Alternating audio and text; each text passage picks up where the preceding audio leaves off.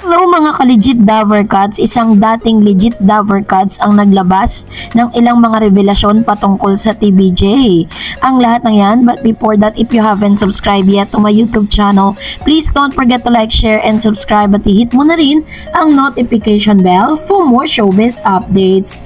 Bago tayo magpatuloy sa ating updates for today's video, nais ko po muna of course magpasalamat sa lahat ng mga legit viewers, subscribers at ang lahat ng mga legit na nagmamahal at sumusubaybay sa lahat ng ating mga updates.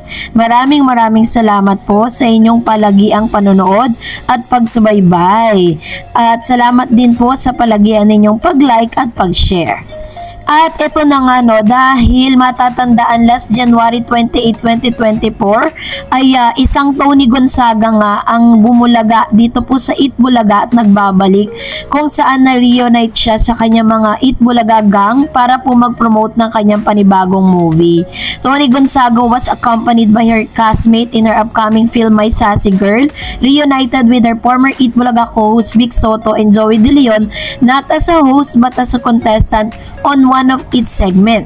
Last January 27, the noontime show Gonzaga along with Pepe Herrera, Abby Garcia, Sheila Biliega, and Cecil Paz put their wits to the test in the game Gimme 5 segments of TV5 noontime show. So makikita po talaga natin na sobrang in-enjoy ni Miss Tony Gonzaga ang kanyang pagbabalik sa Eat Bulaga. Pero alam niyo po ba na napakaganda pala ng history kung paano na ipasok at kung paano po talagang naramdaman ni Tony yung kanilang bonding ng TVJ at ng ilan sa mga legit Davercats. Pinatutunayan lang talaga niya na talagang deserve talaga ng TVJ na mapunta talaga sa kanila yung titulo, not just for the show but also for the relationship na nabuo dito po sa nasabing show. Panoorin natin ito. Nung time na yun, so ginasa ko sa Daddy Dodo. Tapos, kikay-kikay yung role ko doon sa sitcom, yung kay La Maxine. Tapos sinabi nung hairstylist na, narinig ko, sabi ni Bossing, try ka daw sa Eat Bulaga. Sabi ko, talaga, totoo ba yan? Pero parang ilang months after, hindi naman tumawag na. Naalala ko pa yon. So, sabi ko, baka nasabi lang. Hanggang sa, maybe after 5-6 months, may tumawag sa mami. Malu ata yan, Malu Fagar. Tapos, ang tanong pa is, pwede ba namin siyang itry sa Eat Bulaga? Sabi ko, walang problema. Kahit walang sweldo, itry nyo lang ng itry. 17 ata ako nun, 18. Itatry lang siya, siguro mga MWF. Naalala ko nun, go! Tapos, pasok ako. Sa Eat Bulaga pala, nung time na yon, na-shock ako kasi hindi isa-isa yung dressing room. Pagpasok mo ng dressing room, nandun lahat ng host. Yes. Sa Broadway. Yes. Kaya close sila lahat eh. Oo. So pagpasok ko, as in, kumakain silang lahat, tapos yung mukha mo na lahat sila nakatingin sa'yo na hindi mo alam kung anong gagawin mo, na hindi mo alam paano. Pero mabait sila lahat, naalala ko. Sa mga pinakamabait talaga sa akin si Kuya Kiko, Francis M. Siya yung unang hi, tapos si Ate Gladys, Alan Kay, noong time na yun. Gladys Guevara. Yes, tapos naging mami ko pa si Mami Tony, Rose Gaida. Tapos sinabi ko pa sa kanya na gustong-gusto naman daddy ko yung pangalan mo. So parang sa kanya, inano yung palayaw Tony Gonzaga. mo. Anthony. Gustong-gusto niya yung pangalan na Tony. Okay. Kasi tintin ako nun. Yes. Tapos sabi ng daddy ko, alam mo, gandang-ganda ako sa pangalan na Tony. At ang ganda-ganda ni Tony. Tapos ang ganda-ganda ni Miss Tony Rose Gaida nung time na yun. Tapos ayun na. Tapos parang first day ko palang, ang warm na ng lahat. Nag-blend na lahat. Si Paolo, nandun, kami pa lang yung dalawang bagets nun. Paolo Ballesteros. Yes, tapos hanggang sa naging okay na, tapos MWF lang ako nun for like 3 months. Tapos naglakas loob lang ako kay Tita Malu. Kasi ang sweldo ko lang nun is pang MWF monthly. Tapos sabi ko, Daddy, gusto ko na mag-everyday sa Eat Bulaga. Ayoko na ng absent ako the next day. Kasi parang ang saya parang na. bitin, Parang ang saya na. Ang saya na ng samahan. Naging okay na ako sa lahat. Sabi ng daddy ko, hindi ka naman tinatawagan na pang regular eh. Sabi ko, lalapit ako kay Tita Malu. Sabi ko, Tita Malu, pwede po mag-everyday na ako, pero wag niyo na pong bayaran yung TTH. Wow, nag-volunteer ka talaga ng gano'n. Nag-volunteer lang ako na ang babayaran niyo lang sa akin MWF, yung TTH, ipapasok ko kahit wala akong sweldo. Pumayag naman sila. Ay, so ganun na naging arrangement. For how long? Alam mo, tita, hindi ko na alam. Tapos hindi ako nagtatanong kung ano na yung sweldo ko, kung basta mami ko lang ang nag-aayos ng lahat. Tapos naalala ko lang nun yung unang-unang sweldo ko sa Itbulaga. Pagkakuha ko ng sweldo, cash pa nga binigay yun sa brown envelope. Binili ko ng 7110 na Nokia. Nokia. Sa Green Hills. Di ko makakalimutan yun. Kasi lahat sila ang ganda ng cellphone. This is 2007? 2001. Ay, 2001. Same nung pagkaano ng commercial. I love you, Piolo. Parang in 9 months time or in 6 months time, parang ganun yung time frame. Hindi ko na sure, pero ganun lang yung pagitan nung time na yun. Naalala ko, binili ko ng cellphone kasi nahiya ako ilabas yung cellphone ko nun dahil ang gaganda na ng mga cellphone nila, yung pag pinindot mo, gumaganon. Sabi ko, yung ganda ng mga cellphone inggit nila. na inggit ka this time. Sabi na, hindi pang artista yung cellphone ko. Hindi ko nilalabas yung cellphone ko. So, nakarating sa akin na kwento, nakita daw ata ako ni Bossing. Kasi di ba sa Itbulaga dalawa yung TV? Right. Parang nakita, di ba laging lumalabas yung commercial na yun dati? Yes. So parang sinabi niya na, guess nyo kaya yan? Kunin nyo yan.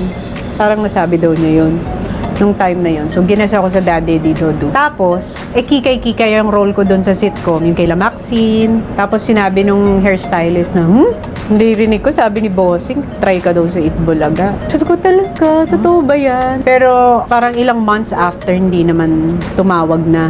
Naalala ko pa yon. So, sabi ko, baka nasabi lang. Hanggang sa, maybe after 5-6 months, may tumawag sa mami. Sa Malu ata yan, Malu Pagar. Tapos, ang tanong pa is, pwede ba namin siyang itry sa Itbulaga? Sabi ko, walang problema. Kahit walang sweldo, itry nyo lang ng itry. 17 ata ako nun, 18. Itatry lang siya, siguro mga MWF. Naalala ko nun, go! Tapos, pasok ako. Sa Itbulaga pala, nung time na yon, na-shock ako kasi hindi isa-isa yung dressing room. Pagpasok mo ng dressing room, nandun lahat ng host. Yes. Sa Broadway. Yes. Kaya close sila lahat Oo. So, pagpasok ko, as in, kumakain silang lahat, tas yung mukha mo na lahat sila nakatingin sa'yo na hindi mo alam kung anong gagawin mo, na hindi mo alam paano. Pero mabait sila lahat, naalala ko. Sa mga pinakamabait talaga sa akin, si Kuya Kiko, Francis M. Siya yung unang hi, tapos si Ate Gladys, Alan Kay, nung time na yun. Gladys Guevara. Yes, Oo. Tapos, naging mami ko pa si Mami Tony, Rose Gaida. Tapos sinabi ko pa sa kanya na, gustong-gusto naman daddy ko yung pangalan mo. So, parang sa kanya, inano yung palayaw Tony mo. Gonzaga. Anthony. Gustong-gusto niya yung pangalan na Tony. Okay. Kasi tintin ako nun. Yes. Tapos sabi ng daddy ko, alam mo, gandang-ganda ako sa pangalan na Tony. At ang ganda-ganda ni Tony. Sa babae. Tapos ang ganda-ganda ni Tony Rose Gaida nung time na yun. Tapos, ayun na.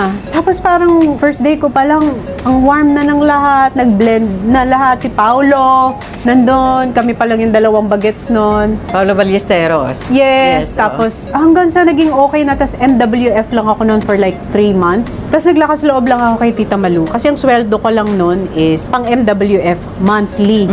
Tapos sabi ko, Daddy, gusto ko na mag-everyday sa Itbulaga. Ayoko na ng absent ako the next day. Oo. Kasi parang ang saya Parang na. bitin, no? Parang ang saya bitin, na. Ang saya na ng samahan. Naging okay na ako sa lahat. Sabi ng daddy ko, hindi ka naman tinatawagan na pang regular eh. Sabi ko, lalapit ako kay Tita Malu. Sabi ko, Tita Malu, pwede pong mag-everyday na ako, pero wag niyo na pong bayaran yung TTH. Wow, nag-volunteer ka talaga ng gano'n. Nag-volunteer lang ako na ang babayaran nyo lang sa akin MWF, yung TTH, ipapasok ko kahit wala akong sweldo. Pumayag naman sila. Ay, so gano'n na naging arrangement. For how long? Alam mo, tita, hindi ko na alam. Tapos hindi ako nagtatanong kung ano na yung sweldo ko, kung basta mami ko lang ang nag-aayos ng lahat. Tapos naalala ko lang nun yung unang-unang sweldo ko sa Itbulaga. Pagkakuha ko ng sweldo, cash pa nga binigay yun sa brown envelope. Binili ko ng 7110 na Nokia. Nokia. Sa Green Hills. Di ko makakalimutan yun. Kasi lahat sila ang ganda ng cellphone. This is 2007? 2001. Ay, 2001. Same nung pagkaano ng commercial. I love you, Piolo. Parang in 9 months time or in 6 months time, parang ganun yung time frame. Hindi ko na sure, pero ganun lang yung pagitan ng time na yun. Naalala ko, binili ko ng cellphone kasi nahiya ako ilabas yung cellphone ko nun dahil ang gaganda na ng mga cellphone nila, yung pag pinindot mo, gumaganon. Sabi ko, yung ganda ng mga cellphone inggit nila. na inggit ka this time. Sabi na, hindi pang artista yung cellphone ko. Hindi ko nilalabas yung cellphone ko. So, nakarating sa akin na kwento, nakita daw ata ako ni Bossing. Kasi di ba sa Itbulaga dalawa yung TV? Right. Parang nakita, di ba laging lumalabas yung commercial na yun dati? Yes. So parang sinabi niya na, guess nyo kaya yan? Kunin nyo yan. Parang nasabi daw niya yun nung time na yun. So, ginasa ako sa Daddy Dodo. Tapos, kikay-kikay yung role ko doon sa sitcom, yung kay Maxine. Tapos, sinabi nung hairstylist na, naririnig ko, sabi ni Bossing, try ka daw sa Itbulaga. Sabi ko, talaga? Totoo ba yan? Pero, parang ilang months after, hindi naman tumawag na. Naalala ko pa yon. So, sabi ko, baka nasabi lang. Hanggang sa, maybe after 5-6 months, may tumawag sa mami. Sa Malu ata yan, Malu Fagar. Tapos, ang tanong pa is, pwede ba namin siyang itry sa Itbulaga? Sabi ko, walang problema. Kahit walang sweldo, itry nyo lang. Kung nagustuhan mo ang video na ito, huwag mong kalimutan mag-like, mag-share, at mag-subscribe. At i-follow mo na rin ang aking Facebook page, DarEdsTV. And please do follow me on my TikTok account, DarEdsTV. God bless everyone. See you on my next vlog.